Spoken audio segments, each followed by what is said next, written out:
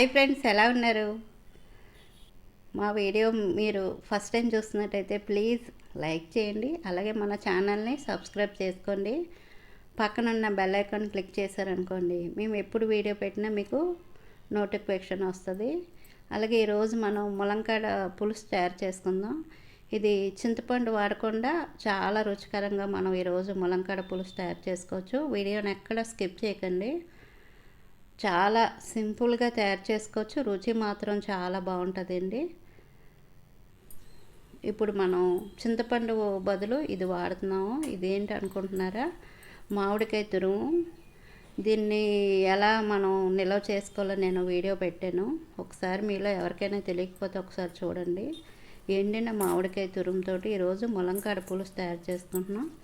మన కర్రీకి ఎంత సరిపోద్దో అంత మామిడికాయ తురుముని ఒక బౌల్లో వేసుకోండి. అంటే మీరు తినే పులుపుని బట్టి వేసిన తర్వాత నీళ్ళు పోసి ఒక 10 నిమిషాలు పక్కన పెట్టుకోండి. ఇది కొంచెం మెత్తగా అవ్వాలి.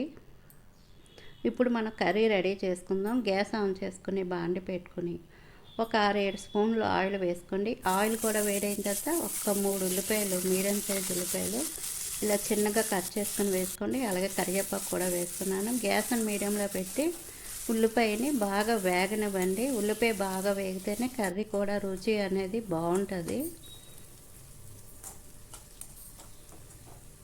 ఉల్లిపాయ చక్కగా వేగిందండి. ఇలా కలరు మారాలి. అంటే చూసారా, ఇలా బ్రౌన్ కలర్ వచ్చే వరకు చక్కగా వేపుకోవాలండి. ఇలా వేగిన తర్వాత ఇందులో మనం ఉప్పు, పసుపు 1/2 టీ స్పూన్ ఉప్పు వేసుకొని, కారం ఒక 2 స్పూన్లు వేసుకోండి. చిన్న స్పూన్ తోటి ఒక 2 స్పూన్లు వేసుకోండి.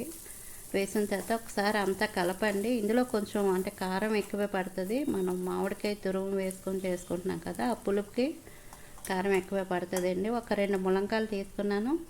పైన ఇలా పీచు తీసి శుభ్రంగా కడిగి ములంకాయలని వేసుకోవాలి. వేసిన తర్వాత ఒకసారి కలపండి. కలిపిన తర్వాత మూత పెట్టుకొని ఒక 3-2 నిమిషాలు ఉంచండి.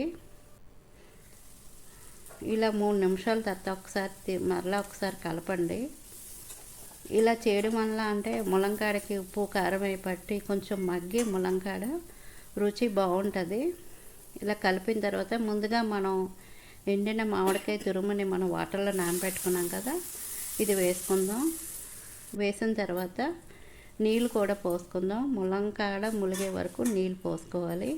పోసిన తర్వాత ఒకసారి అంతా కలపండి. ఒకసారి అంతా కలుపుకొని గ్యాస్ని మీడియంలో పెట్టి మూత పెట్టి ఉడకనివ్వండి. నాకైతే ఉడకనాకి ఒక పావుగంట టైం పట్టింది.